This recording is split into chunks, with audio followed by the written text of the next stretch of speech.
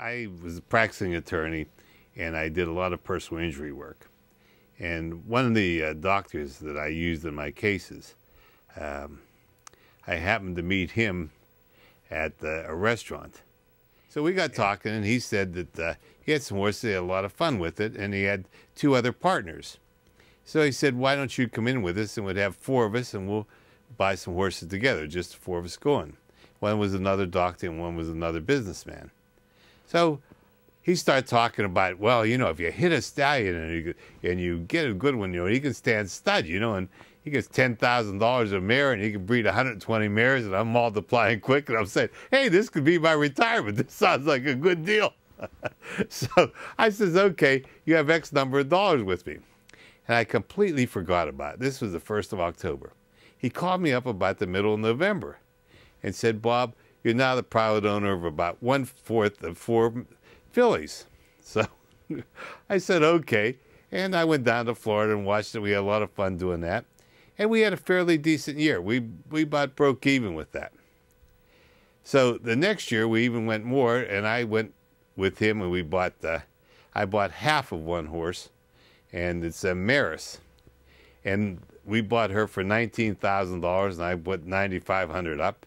And lo and behold, she ended up with 18 world's records and won $970,000. I was hooked. That was it. And we just had a great time following her. She just was super. She was just a super mare. I started with Billy Haughton, and he was just super. He knew every horse, every time, every training, and he really took the effort and everything with the horses that weren't doing well. And also, when he went with me, we didn't buy horses that were very expensive, okay? He looked to see what we quote, unquote, bargains. And he knew pedigrees, he knew conformation, he knew the whole thing. So I got into it without spending a lot of money and had a lot of fun with it. He really trained the horses well. He had a good system. You know, with me with industrial base and the thing as an attorney, when I first went down there, I thought, you know, they only worked till noon. But I found out how I did it. Those guys were starting, his grooms were starting about 5 in the morning. Every groom jogged the horses. So every groom had jogged, and he had 3 horses. So they got done by noon, and then they come back at 4 o'clock to feed. But they put a good 6 hours in. And then he had the training session set up so that those grooms would take him the first round, and the training session would start, and he had it organized perfectly. And he had very, very good second trainers.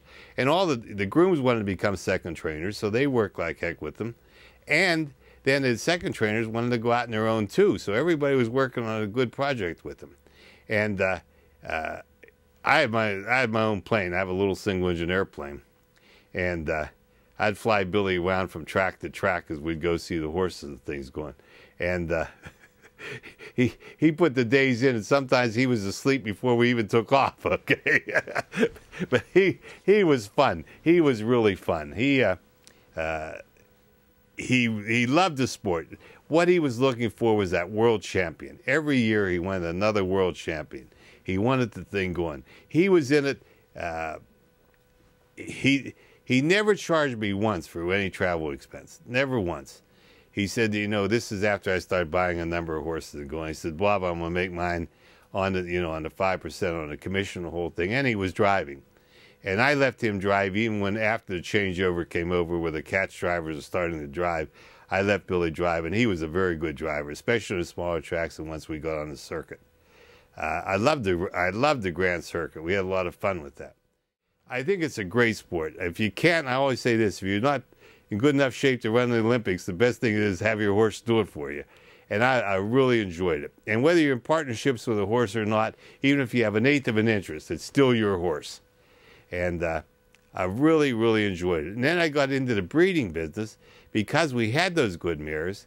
And when I went to sell them, nobody would give us any money for them. So I thought rather than do that, I'd keep it myself. So I started out by having them boarded out. But by the time I got about 18 or 20 mares, the board bill got pretty high, so there's nothing else to do but buy a farm, okay?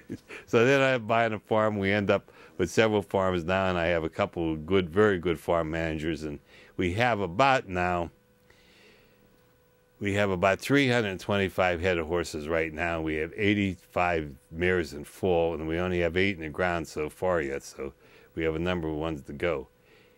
Billy Haughton told me a couple of things, and one, it's a numbers game. There's no question about it. And number two, he said the most important thing to remember is breeding, breeding, and breeding. And I think with those two things it comes through, you know, I wished every horse would be a champion. Even though we're breeding champion with champion, it doesn't work, as we know. But you have a much better chance. And it's fun. That winning the Hambletonian, my wife and I talk about it all the time, Patty. I mean, she graduated from college. She's done a lot of things in life, and I told you I'm an attorney, and I've done a lot. But that day was the greatest day of our lives. And I'm even saying that over the wedding date, okay? This winning at Hambo was something else, especially since we trained the horse himself. We had Milton Smith with us as a trainer. He did a great job on the thing. We got a lot of publicity in that. If you can remember back, we even had that Shap do the story with an ABC on a thing. You know, his TV, a half-hour program. We had Sports Illustrated. Being a favorite was, you know, we were the favorite until the race before we lost that race to Pine Ship, so people were calling off on us, and Pine Ship was the favorite, I think, winning off. But we had a horse called High Noon Star, and he won the first division. Then Pine Ship won, American Winner won the second. And we won that second heat. That was something else. I've been trying ever since to duplicate it, but haven't been results. Although we've had a number of horses that have got as far as the Hambletonian. I have a hope this year. I have a horse called Break the Bank K.